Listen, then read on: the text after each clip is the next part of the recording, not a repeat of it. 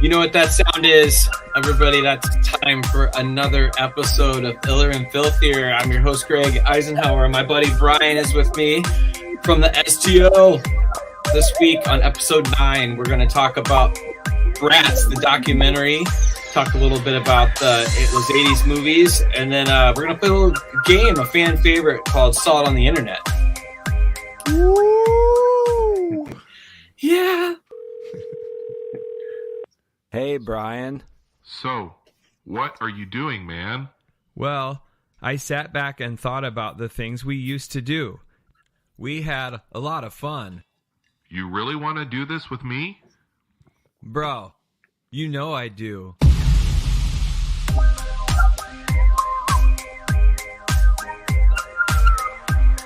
It's like my Thursday jam now. You think people, even though we've said it several times, do you think people know that comes from the Milli Vanilli? There's got to be some people that get it. I think you have to be a little older. Yeah. To be around the time to when Milli Vanilli came out. And then you have to I think you have to kind of understand our sense of humor also, that we were trying to channel that. Yeah. All of our jingles, we try to channel something. That's the fun part about jingles and our songs. I'm ready to go. I think this is, I'm ready to go for a fun show. Episode 9. Can you believe it? Yeah. The 10th one will be free. So like for people that have hung around, listen to 9 of our episodes. The 10th one is free. And it's going to be a good one. We don't know what it is yet, but we kind of do. Yeah. We've been able to kind of plan. We do. Yeah. This show is fly by the seat of our pants so much. Yeah, we are, but we're not.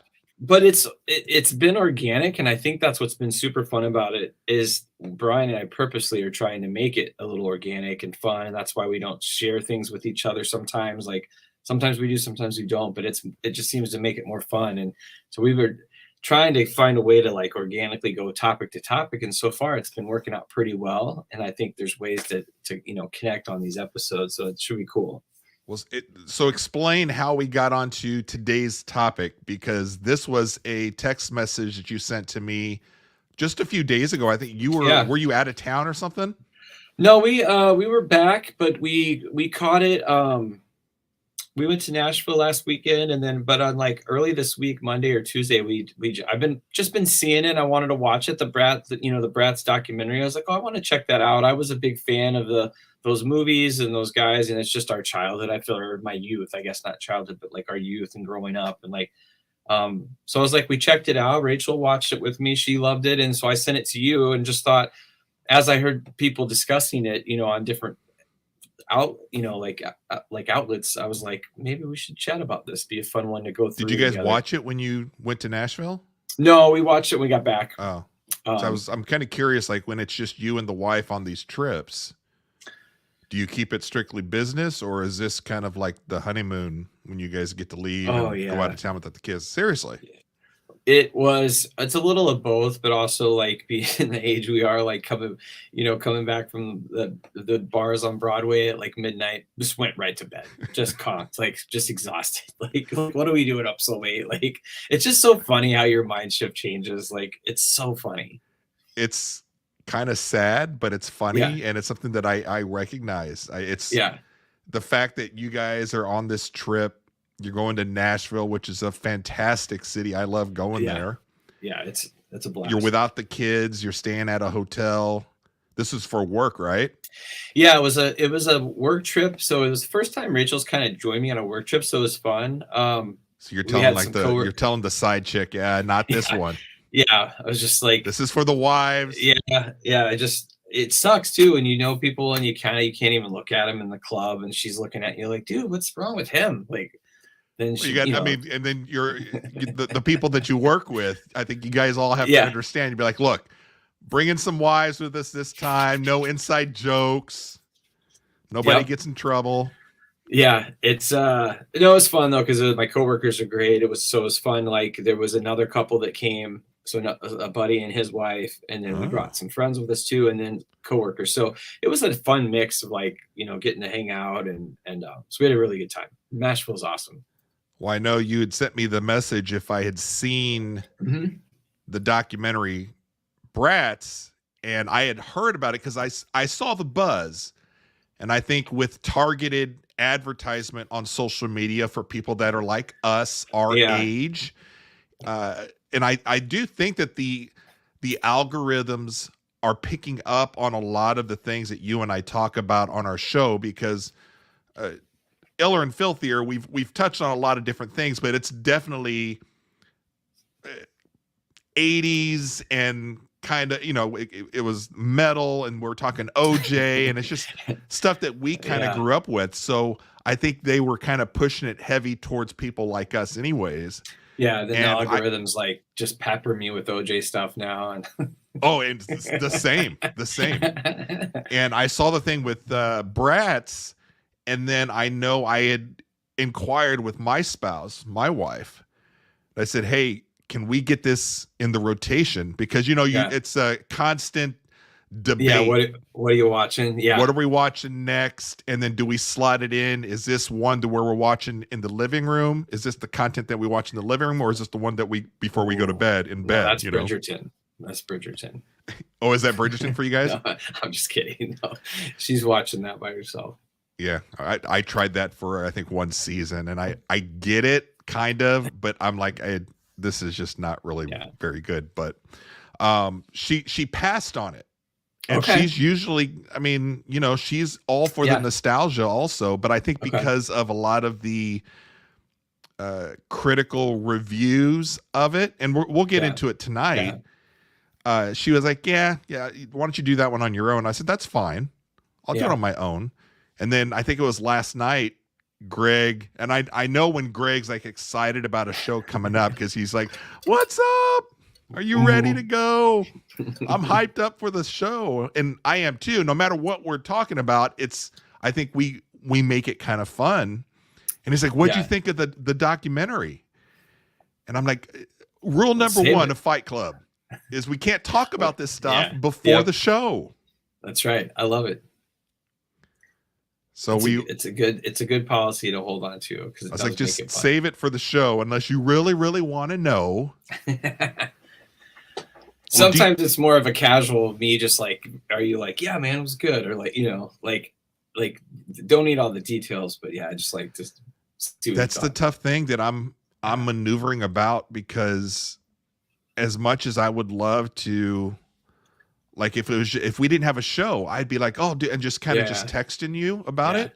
Yeah. No, I like it. But then I'm like, if we go through this again, then we have to kind of recreate the the organic conversation of it. And I'm like, okay, I get this. Has to be the show producer Brian has to step in and make sure that we save it for the show. Well, that's a good idea. I've got the trailer. Do you want to see the trailer? Yeah, let's check it to get everybody just kind of in the mood for this. Andrew McCarthy, he's the one that produced and directed it. So let's go ahead and check it out. If you were coming of age in the 1980s, the Brat Pack was near the center of your cultural awareness. But for those of us experiencing it from the inside, the Brat Pack was something very different. On June 10, 1985, New York Brat Pack. I just remember seeing that cover and thinking, oh. From then on, my career and the career of everyone who was involved was branded to the Brat Pack. I'm really sorry that article had to come out. I've never talked to anybody about what that was like. So I thought it might be interesting to try and contact everyone who was in the Brat Pack. Hey, Emilio Estevez. This is Andrew McCarthy calling you. Hey, Allie. Hey, Demi. Hey, Molly. Let's call Rob. Hello. Judd? Me? You around? You were not interested in talking about the Brat Pack for years. I turned everything down. How come you're talking to me? Because you called me. It was time that we clear the air on a couple things. I love your stuff, Bob. Hey, thank you. I hated the Brat Pack for decades. What a disaster. If you could have the Brat Pack name not exist, would you? It really irritated me. They said, what's more important to you, the movie or your life? And I said, the movie, Andrew.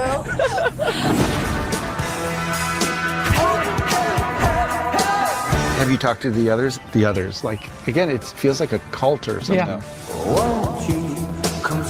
Why did we take it as an offense? Well, As 'cause opposed you to called like a brat. because we were young. We were If we're- afraid we were brats, you know? Are you in the Brat Pack? I'm Brat Pack adjacent. That's what I was saying. I am not in the Brat Pack. Crush on you back in the day? You did not, Andrew. No, you did not. Being in the Brat Pack not only changed all of our lives, it changed what entertainment is. I mean, I'm not going to say we were the Beatles or anything. Well, we didn't fill Shea Stadium. There were moments. We could have. 1985? I think we could have. So what are you filming? Oh, we're just doing this documentary. What's it about? Ancient history. All right. So, I mean, the nostalgia part of it for me, when Greg proposed we do this for the show, I was like, yeah, let's do it, because it reminds me of a time in the 80s to where I'm coming of age and I'm remembering all of those movies, and I was like, that would be a lot of fun. But I'm curious, Greg, when I think about the Brat Pack and going back to that time period in all these movies, for me, and what brings chills to me, like I got goosebumps. Hey, Jeff's here. What's up, Jeff? What gives me chills is the soundtrack, is the music to all of these movies that make me go back to that time to remember like really good times. Yeah. The music is, and I don't know if that's what it seems like. These movies was a jumping off point of that, and I don't know if it was just we were old enough to draw that connection, or the first time you're feeling like emotions, or like I like the relationships, the music, like all of that. And right. It feels like that's where it started. Like Footloose was probably the first one that jumped out at me like that. And that they showed that in the doc. Footloose was in when they were talking about movies kind of directed towards that age group. So one of the things I loved they talked about in the documentary was that these were the first kind of movies directed towards kids, and they put kids to star in. And I was like, oh, it was just interesting to hear. I don't know if you caught that. No, yeah, I caught that. I think they said specifically like kids 18 to 22 or something. Yeah. That these are stories about them, by them. It was the golden age, I think, of where a lot of the entertainment was really geared towards the older teens. Yeah. And that basically, I mean, I was born in 1975. So mid 80s, I was just coming around to where I'm noticing girls and the crushes and stuff like that. And it's kind of weird because I look back on all of these movies that, let's just say, are part of this collection of what the Brat Pack is kind of representative. And there's certain ones to where I feel like I can see myself in certain characters. Right. And then there's other times, and ironically enough, specifically to the Brat Pack and like the Breakfast Club, or the Breakfast Club, right? Yep. I don't see myself in any of the characters. So I don't have a real direct connection with all of those movies. Yeah. But I do with the music. Yeah. Yeah, for me it was both. I remember my group of friends, like when St. Elmo's Fire came out, it was like that was the first one that kind of dabbled into relationships a little bit. Like that was a little bit older feeling post college vibe movie, whereas Breakfast Club was, targeted to feel like high school. And I think it was cool because you could see yourself in a little bit. Like I think I just identified with the fact that there was just a type of person.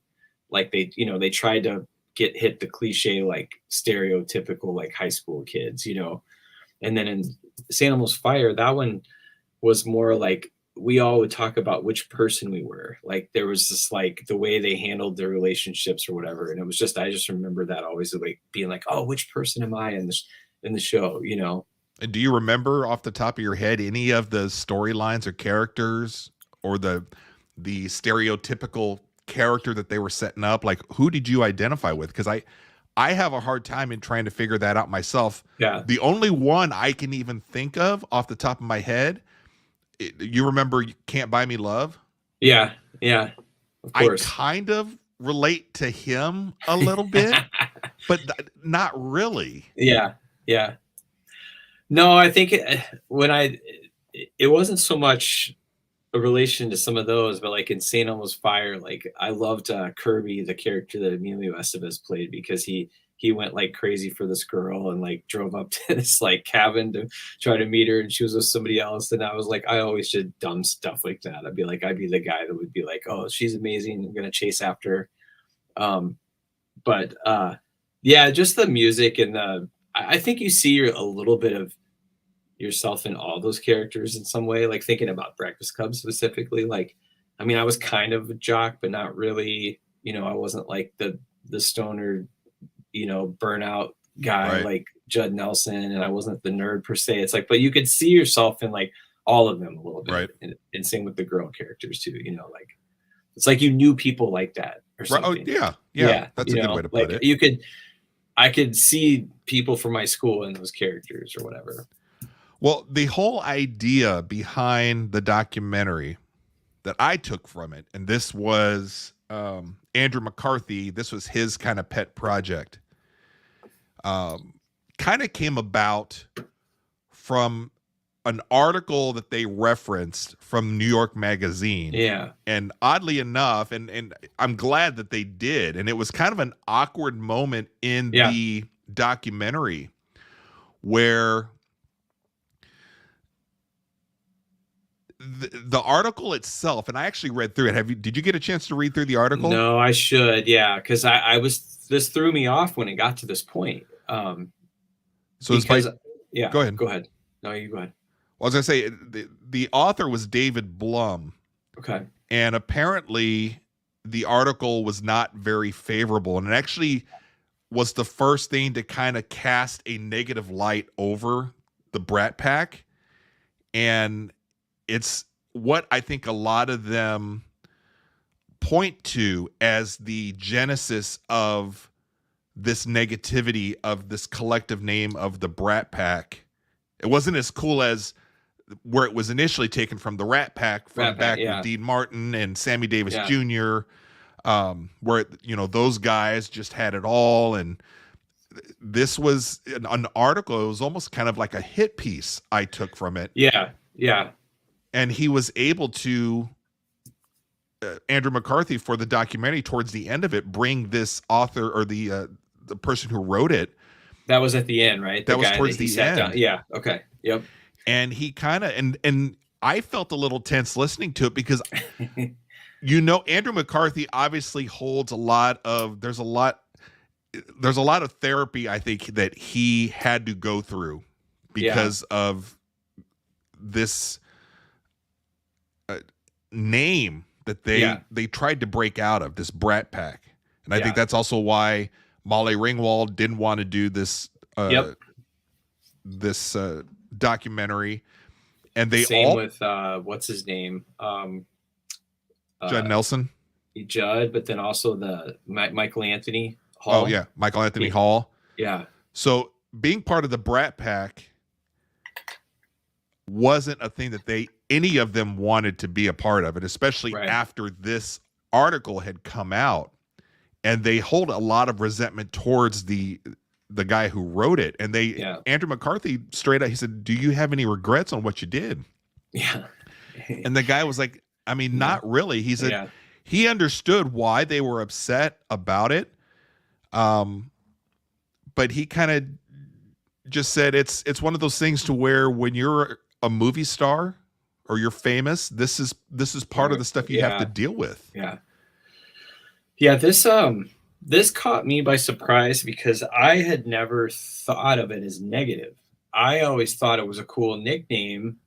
And so to hear how they all hated it, I really was taken back by that. Like I had never, in my mind, I never viewed it as a negative thing. I was like, oh, the Brat Pack. It's like, I thought it was just a funny name for these guys, these guys as they were in movies together. But to hear how they speak about it, and how it kind of maybe even to a degree hurt their career a little bit. Yeah. Or it was almost the way, like, I feel like how maybe boy bands were viewed at one point, you know, how they're talented people. They don't Right. not work hard.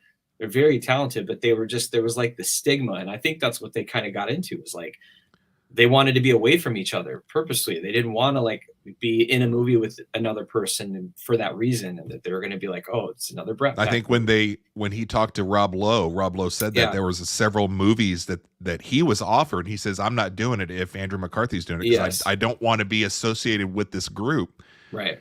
And I think part of it was this article kind of painted them as this superficial outcast group of just people that don't take acting seriously. Yeah. And I think a lot of the actors and actresses kind of resented that because they found it hard to break out of that mold. Right. It sounded like they got painted into that unfairly. I mean, you know, he mentioned Andrew had gone to New York, school. He'd worked hard and gone to school and everything. I mean, yeah. So these guys were hardworking actors, and to get that label put on them kind of unfairly. Yeah. I was surprised at that, to how much it haunts them, I guess. It affected some of them, not all of them. Obviously, Rob Lowe was fine. Amelia Estevez is fine. Yeah. Demi Moore, she was fine. But they all took it as kind of negative. And here's the interesting thing. So you just said that you, up until watching the documentary, you took it as kind of a positive thing. Like, looking back nostalgia-wise, Brat Pack was kind of cool. I was on the other side of it, to where when you say Brat Pack, the faces that pop up for me are the ones that are in Breakfast Club. That's the Brat Pack to me. Yep. And I look back on those actors and actresses within the Brat Pack, and I do see them as, I'm going to say, because I don't have a better way of saying it, but as almost failures, that they didn't reach their full potential for whatever reason, whether they weren't good enough, or maybe they were kind of typecast a certain way and they couldn't break that mold. Yeah. But I took it as not necessarily a positive thing either. And what was your overall feeling of watching the documentary? It wasn't as, because it seemed like a little bit of a therapy session, like it wasn't as maybe enjoyable as I thought it might be, only because I thought, I think they did. They had a lot of fun for sure. I mean, they were A-listers, but yeah, Jeff makes a great point. He's saying they made a lot of money, so get over it. Which it was whiny. That's how I lean. Yeah. It was a little whiny, and you could just, like you said, you could tell he was just trying to get over some things and wanted to reach out to other people. But so that, I was hoping it was a little more like celebratory of like a little trip down memory lane kind of vibe. Right. And to hear that they're like, not maybe the best of friends, and like, they haven't been hanging out together all these, but that makes sense. I mean, it kind of does. Like if they were all bugged by that stigma. I thought the documentary, as I was watching it, and I was hoping for a more nostalgia type thing. And I took it as I'm watching more on the cringy side of it, with a little bit of the therapy part of it. Yeah. And behind the scenes of their relationships. Because I think a lot of us are kind of curious, okay, were they all friends? And apparently they really weren't, because they wanted to be. Yeah. But not because of any one action or, it seemed like, it was more just to stay away from each other, from that group. Yeah. From that label. And I mean, it was well done and shot and cool in that sense. It just wasn't exactly what I thought, as far as like, I was like, oh, this is like, these guys have got like, and clearly like he's got maybe more issues than some of the rest of them, but like, well, he obviously does. I think Molly Ringwald does, she didn't want anything to do with this. Yeah. Judd Nelson didn't do it either. Well, I think he called him at the end, right? Like, or we think he did. Yeah. And that's the part, there were so many things, though, just from a documentary point of view. Not that I'm a documentary professional or anything. I like watching my fair share of documentaries. Yeah. And I recognize some of the artistic styling of how he was trying to produce this. Yeah. I didn't think it was a very good documentary. And I thought it was cringy and kind of sad. Almost to the point to where I think if Demi Moore or Rob Lowe saw this eventually, they would probably regret being part of it. Yeah. And I think a great synopsis of this documentary for me, how cringy and just how lost Andrew McCarthy felt. If you notice, whenever he was going somewhere to go meet somebody, he was always lost. He couldn't find them.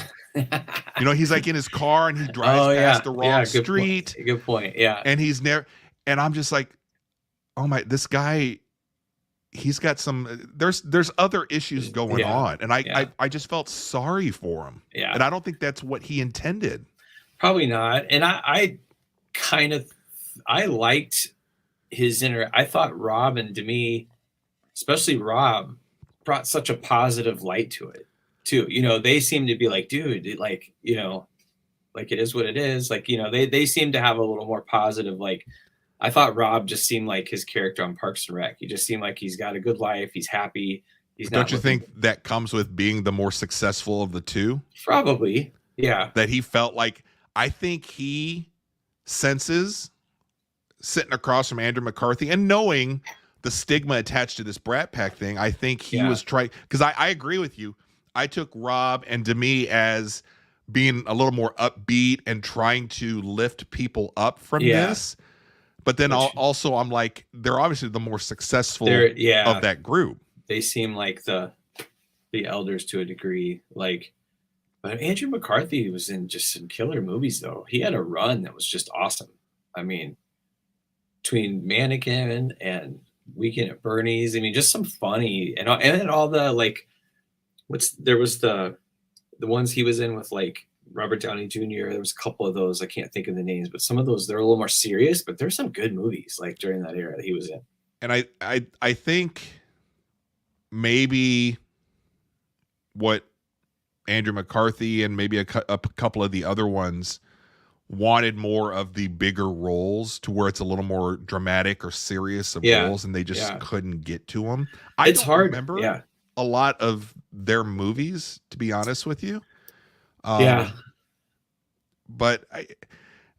I do just, when you mention Brat Pack, it just takes me back to a certain time, and overall it's a positive thing for me. But if we were to kind of drill down into what does the specifically Brat Pack mean to me, I take it kind of as a negative. And it was interesting for me to hear that it's hard to determine, okay, well, who was in the Brat Pack?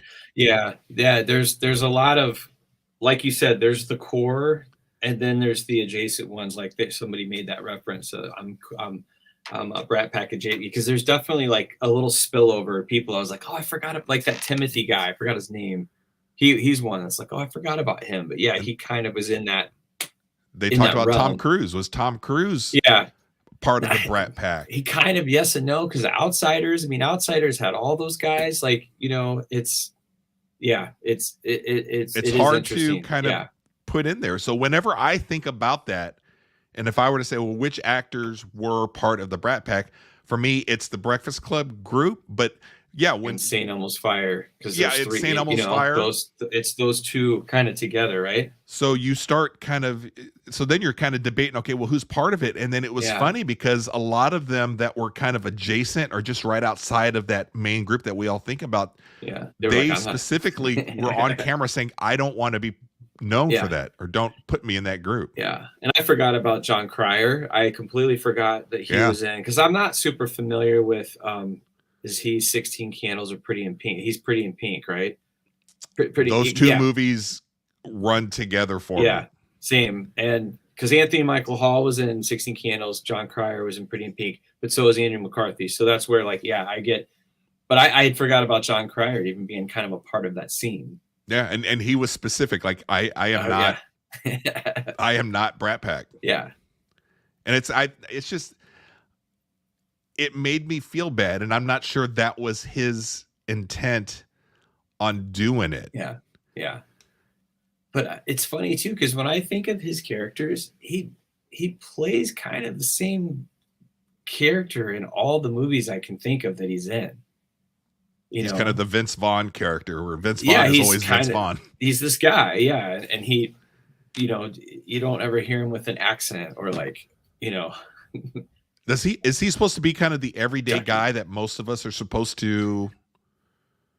Yeah, because Rob Lowe's more of the bad boy, pretty guy. Yeah, handsome. Yeah. I think Andrew McCarthy's always been in that everyman kind of role, the like Jason Segel, woe is me kind of guy. Yeah, get my heart broken, but he's nice. He's like your buddy, and he may end up with the girl at the end. Yeah. Once she kind of realizes the bad boys, aren't good for you or something. I mean, and he did molest a mannequin in the movie The Mannequin. So I'm trying to remember The Mannequin. No, it's funny. So that used to be one of my favorite movies, and Rachel and I watched it not long ago. And I'm like, I looked at her, I'm like, this is weird. It doesn't hold up. If you really think about it, he's having an affair with a mannequin. Like, it's a great movie though. It's super funny. Do you find most of the movies from the 80s that we fondly look back on, do they hold up for you now? I think most of them do. I'm sure some of them are pretty darn cheesy, but the ones that rise at the top, I think those are still good for a reason. Like, I think you could watch Breakfast Club. I could still watch that and have feelings. And like, I think they did such a good job. I mean, they were really good actors. I mean, that's why I said St. Elmo's Fire, all those movies have so much emotion and stuff like that real people are going through. And they hold up for you. Do you think that they would hold up with your own teenagers? That's a good question. Like, do you know, has Kenley or your son, have they sat down for a family movie night? Have you guys watched some of these old 80s? We haven't watched anything funny. We watched The Shining, and I think they thought that was stupid because they just want somebody to jump out. Like, all the scary movies now are just jump scares. But I don't think my kids would enjoy these. One of our fans is ripping us online. Rachel 319, whoever. No, I'm just kidding. Oh, my wife said Andrew McCarthy was the rich popular kid in Pretty in Pink. She said, "No, you're shit." So I guess he played the rich popular kid in that. Well, he still looked like the same guy. Rachel. No, I don't know. Kenley's getting to that point where she'd probably get into like stuff like she's watching Glee now and some of those things. She hasn't gone back to the 80s, but I think they kind of hold up. But I don't know. The music is probably what really drives it, to a degree. It was just that soundtrack of like that time. Well, and that's the cool thing. They talked about it with, who's the director for like 16 Candles? Yeah, I know you're talking about. It wasn't Hughes, was it? Was it John Hughes? Is that who it is? He a bunch of those. I don't know if that one was his. But they talked about those type of movies in the 80s. The key thing was attaching that one song. Yeah. That when you hear it, that's the movie, that's the song, and it encapsulates everything. It still hits me to this day. That's exactly what it is. Like when we watched the promotional here for Bratz. Yeah. And they played Don't You Forget About Me and all the other songs. I get chills because it takes me back, and they are right. You have that one anthem of a song that's attached to that. That was the first movie that I just watched over and over and over again with friends. That was the first kind of experience of like just on repeat, the quotable lines, just repeating that started my repeating of movies, lines and stuff started with that. Jeff's trying to get listener Rachel all worked up. No, don't get her started, Jeff. Yeah, it's but that's stay tuned if you like chatting about soundtracks is all I have to say. A little foreshadowing.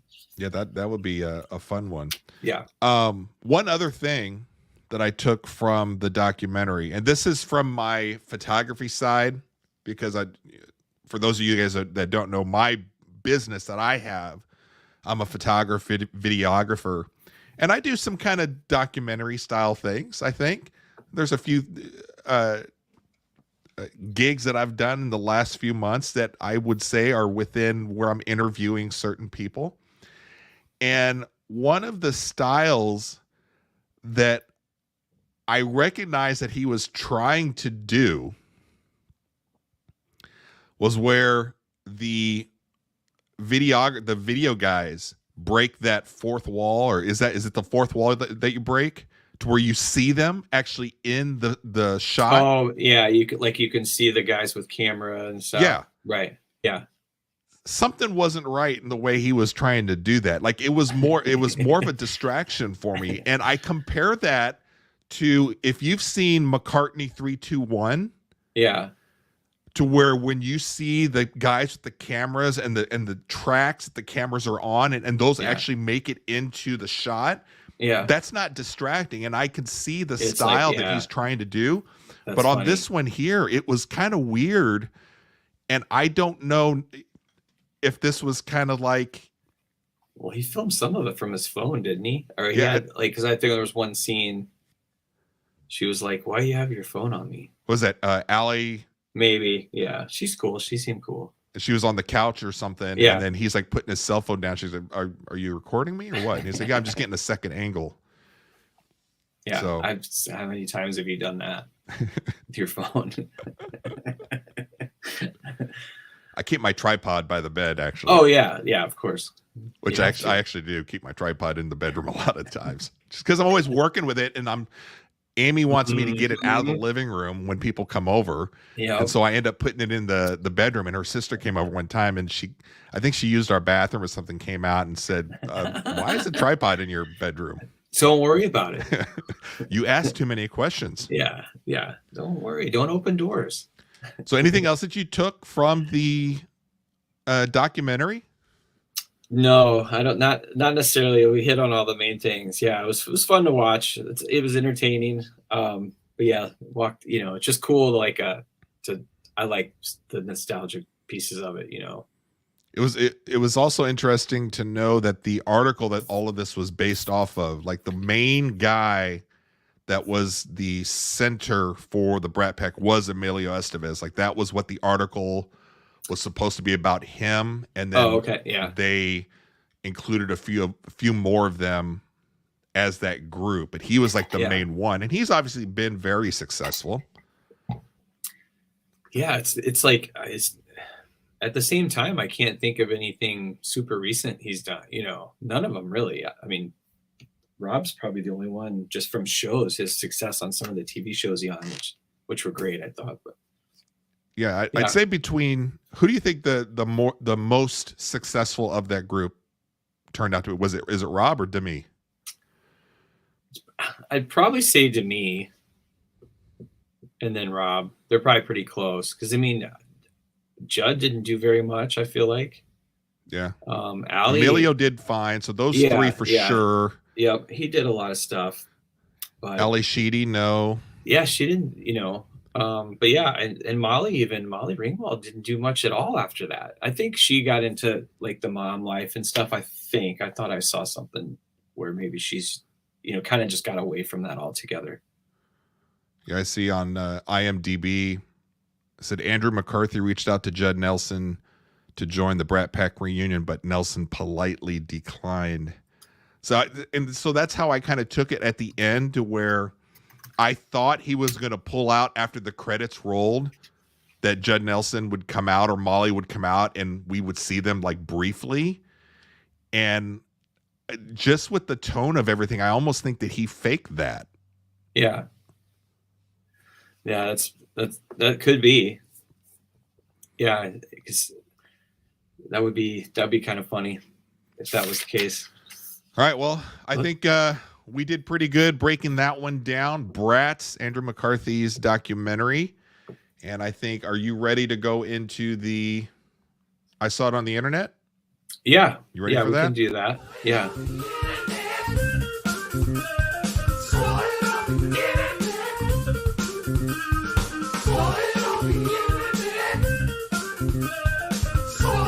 Yeah. Yeah. It's been a few episodes since we saw it on the internet. Yeah, we're bringing it back. Yeah, this is going to be. Let me share my screen here. There we go. So it's going to be a little mix of like a little fun, like game kind of stuff, kind of thing with you. But since I did see these things on the internet, so I just wanted to, I want to start with this picture here. It's so disturbing. I don't know why. What do you think? I see that, and it's like a creepy ad that comes up on Facebook that, you know, they used to keep these kids locked up, you know, back in the 70s. It just looks creepy. Is this, you have three choices. Is this A, Purge 6, the prequel? So from the movie Purge, the Purge series, are you familiar with that? No, tell me. Okay, well, so Purge is it's like a horror series. Okay.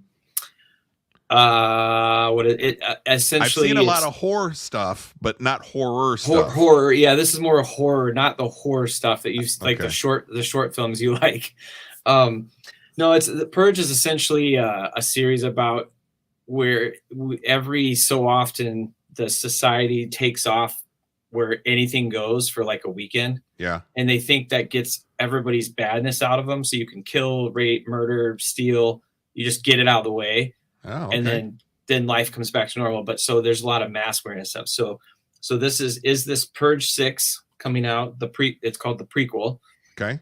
Is this from that, or is this a retro 80s Halloween classroom photo, or is this album cover for Apocalyptica 7th Symphony, which is a really cool metal band? I think it's going to be one of the last two that you mentioned. So I could see this. I probably have a photo very similar to this, but I'm going to go with it's one of the metal soundtrack. It's actually just a picture of the 80s Halloween classroom. Oh, okay. But I love how disturbing it is. Like, do you remember when we all wore those plastic masks?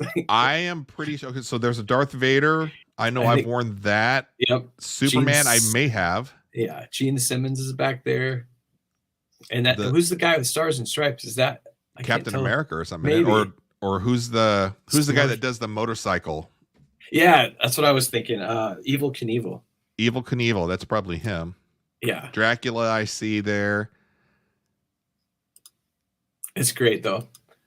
All right. That reminds me of like one Halloween I wanted to go as a Cobra soldier, you know, from G.I. Joe. Yeah. And we were just kind of poor and everything. And so my mom's like, I'll bring some stuff home from the hospital and then you can make your own Cobra outfit. So she brought home like a mask from like a surgical mask and everything. And I remember in like blue scrubs. And I remember I looked at myself in the mirror. I was like, I can't go to school like this. I was so depressed.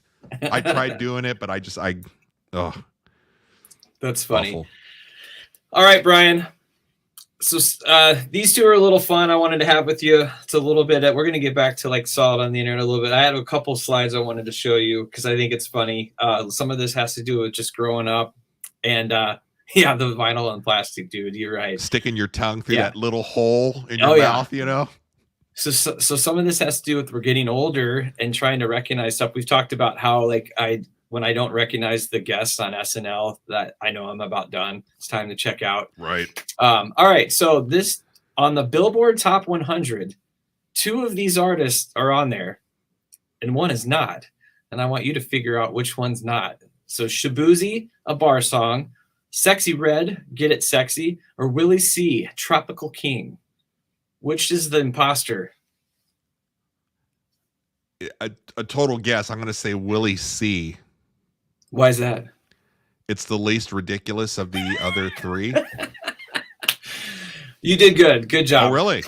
Yeah. So Shabuzi is like my new favorite kind of fun listen I've listened to lately. Shabuzi is like he's an African-American, like Nashville rapper / he's skinny jeans rapper, country guy. But I just love the name Shabuzi. And he's got do you remember the song, Everybody in the Club Get Tipsy? Yeah. It's a play on that. So instead of the club, it's a bar, and he's singing about Nashville bars, but he does the 3 to the 4, like the whole thing, like Tipsy. Sexy Red, I have no clue who that is, but I saw them on the chart. I was like, oh, okay. Willie C is actually my play on Billy Ocean, Caribbean Queen. And the funny thing was, I was doing this, that was actually playing like on a commercial, and I'm like, Willie C, Tropical King. That's perfect. Oh, that's great. That is perfect. That might be a character you have to develop for Willie our C. show. Yeah, Willie C. We'll have to have Willie C on. All right. It was Willie C or Billy Ocean that was going to get the record deal, and Billy Ocean won. Billy Ocean won. He's like, because he had to get into my colon. Right. Go back a couple episodes, you'll see that. All right, NFL draft this year is a little similar to what we just did. 2 of these players were actually drafted in the NFL. Actually, yeah, 2 of them are not drafted. One's real. So you've got one real one here. So we've got Chop Robinson, Tyrell Smoochie Wallace, and Ozamataz Bunkshake. And one of these actually got drafted this year in the NFL draft. It's like a Key and Peele sketch or something. And I mean, when I used to play fantasy football, I would know this for sure. Yeah. Tyrell Smoochie Wallace, Ozamataz Bunkshake, and Chop Robinson. I have no idea. I'll say that there's one real one. Yes. I'm going to say Chop Robinson. Damn it. You're 2 for 2. Yeah. Yeah, Chop Robinson. I was struggling with where to put him in orders. I was moving around. But yeah, Chop Robinson was drafted. I think he's from Penn State. I just had to I had to find a funny name in the first round. But yeah, one of my favorite skits of all time. I absolutely love Key and Peele. But yeah, Tyrell Smoochie Wallace, Ozamataz Bunkshake. Do you remember? Are from their characters they did. Oh, was it? Okay. Yeah. Yeah. So you remember that sketch? Then remember SNL did something similar, and I was like, how do they not know Key and Peele did this already? It was great. Those 2 introduced it, because I always used to tease. I would make Rachel, as much as she watches football with me, like I go watch when they do. You can almost guarantee you can tell like where the player's from, and they just hit on it so well when they do these, and they just get into these crazy names. So it just cracks me up. All right, let's jump up out of here. You did good, buddy. You're killing it on this. I got to get more creative with my names. So we're going to get back into a little bit of saw it on the internet. So I saw this the other day. I've seen a bunch of these lately, and they're just they're blowing me away. Let me see this one. I've been seeing a lot of this lately. So just take that in for a minute. These I see these all the time on Instagram and TikTok pop up, and I get so pissed at it because I fall for it every single time. And I'm like, I think we should put together one for Iller and Filthier and just throw it out there just to see what people do. Yeah, it's but when when I see these, it just blows my mind. Like I saw one not too long ago that said like if Back to the Future was made today, they would go back in time to 1994.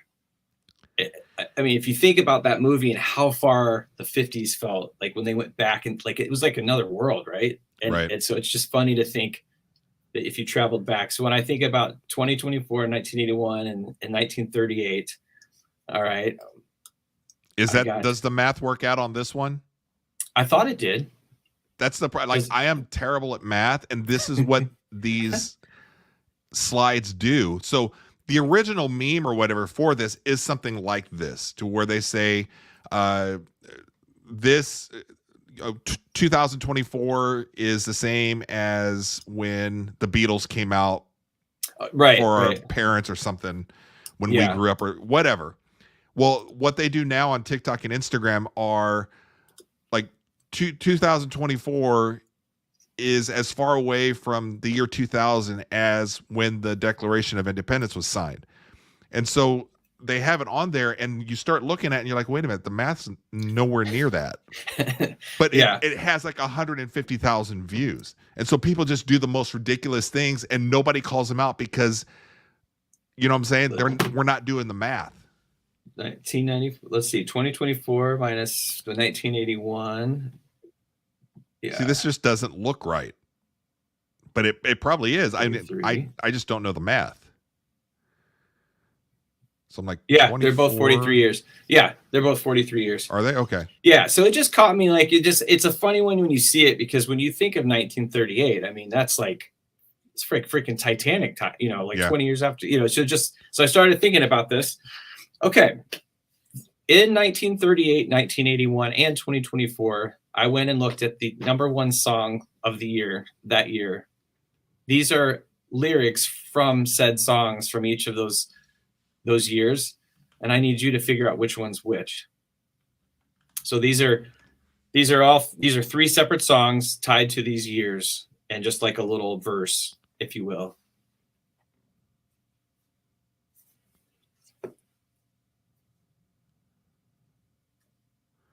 So it's 1938, 1981, and 2024, and then yes. Greg. So there's 3 different paragraphs, and we got to say which one came from 1938, which one came from 1981 or 2024. This is a part of the #1 song of that, like the #1 song that spent the most time at #1 in that year.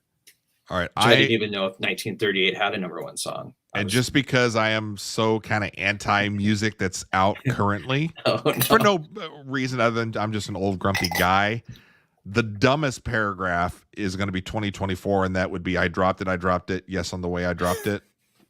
Do I have it? You do not. Oh. How do you want to do this? Do you want me to, or do you want to try to keep going? Yeah, just tell me which one I dropped it, what year it's from. That is from A Tisket a Tasket by Ella Fitzgerald in 1938. Is that the actual I dropped it? Yeah, it's part of A Tisket a Tasket. She performed it, recorded it. I think it might have on the way I dropped it. I guess I never really learned the entire thing. Yeah. Interesting. Okay. That's funny I love that you picked that one. All right. So the other 2, why'd you throw them stones if you had a wild hair of your own, or 2, living in your big glass house with a view? That sounds a little melodramatic, so I'm going to go 2024 on that one. That is correct. That is from Post Malone and Morgan Wallen, currently #1 Billboard charts, on a song called I Had Some Help.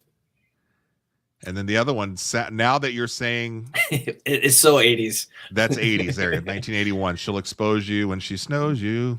Do you know what it is? She's ferocious and she knows just what it takes to make a pro-blood. Kim Carnes. That's right. And she has what kind of eyes? Betty Davis eyes. There you go. Yeah. There you go. That was a hard one because I had to, she says Betty Davis eyes a lot. So I was like, yeah, that would kind of. All right. So then we've got slang now. Thought it'd be fun to look at some slang. All right. So 1938, 1981, 2024. This is popular slang from those years. This one should be easier, I would think, all right. but maybe so not. Since you're so hip. 81 and 2024. It's either bussin', bumping gums, or tubular. So I'm going to go tubular for 1981. You are correct, sir. Bussin' for 2024 and bumping gums for 1938. That is correct. Yeah, bussin's popular right now. That's 2024. Totally tubular. That was a tougher one as far as like trying to find stuff that jumped out, but I thought bumping gums was kind of funny. There's something sexual about bumping gums, right? Nowadays?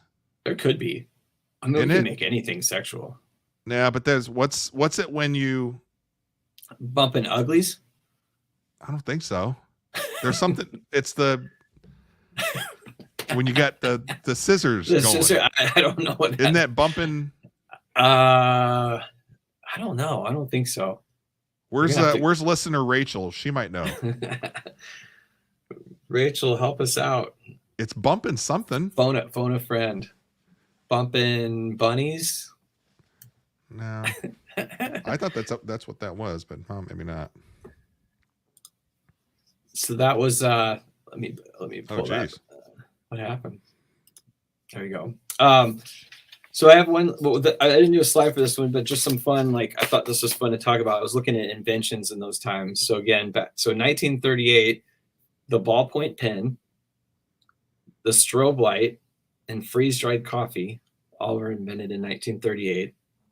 So it's kind of funny as you go through like these. You can see what was, at that. Those are like, just the strobe light. That's funny that was invented in 1938. No kidding. Can you imagine some dude in the 40s just like, check this out? Right. And some guy that's a pervert and he's just doing the helicopter with his thing with the strobe light going. Exactly. It's like, Milton, look at this. Look at this. Check it out. Hey, come over here, sir. Check out this strobe light. 1981. Big year. Donkey Kong, the game, was invented. Yeah. The PC, IBM came out with the PC, and Osborne 1, which was the first portable computer. So kind of like the first laptop, as you can imagine. It was like this big and probably weighed like 1,000 pounds, but very much a computing year. In 1981, a ton of like kind of computing stuff was kind of making its way out. Rachel says there's not anything even dirty on Urban Dictionary about that. Thanks, caller Rachel. There's something when two girls and they've got the scissors going thing that's bumping something. The only thing I've ever heard is bumping uglies. Uglies? But that's like a slang for like getting it on, like two people. What's ugly? I don't know. Bumping uglies. I'm not sure. Yeah, I'm obsessed with this. When we get off the show, I'm going on all my sites looking up all the key words. So after all these cool inventions that kind of helped us move forward in the world, in 2024, we have a need to pee predictor, which is exactly what it sounds like. What it lets you know that you have to pee. Right. Which, I mean, I always have to pee. So, I mean, I don't know how you don't know. A walking assist robot. It's like this thing you strap on your legs and it actually like helps your legs. It's like a whole device thing that you get in and it like kind of helps you walk. Like an exoskeleton? It's kind of like a lower body thing, right? But it's more to just kind of take the pressure off and help, I suppose if you have issues or maybe it takes pain out of the way. And then a desk bike, so like a bike that you sit at your desk that will charge your phone. That just seems like a lot of work. I've seen variations of that. And then something called a sex swing. I don't know what that is. I've got one upstairs.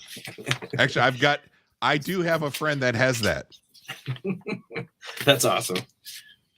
Well, thanks for letting me play the little 1981, 1938, 2024 with you. And we were talking about the 80s, so the masks kind of had me going when I saw that meme. I was like, I want to talk to Brian about this and just laugh about how long ago some of these things seem. It's fun to think about, and then it's depressing, and then I won't be able to sleep tonight because I'm like, oh, jeez. One of us could just wake up or not wake up tomorrow, and people are like, well, I mean, they are that age. They were old, see? They're flapping their things with strobe lights. All right. Well, another great episode. Episode 9. The next one, episode 10. It's free. They're just rolling. And just so that you guys know, because I don't think anybody has downloaded our podcast. We're out there on all the podcast platforms. If you kind of like to take us to work when you're driving in the subway, doing whatever, you can find Iller and Filthier on YouTube, Instagram, TikTok. Let us know if you're out there. Follow us. Give us a like.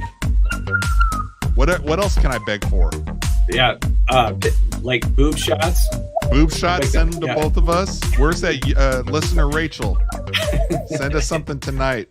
All right, guys, we'll see you next week. Later.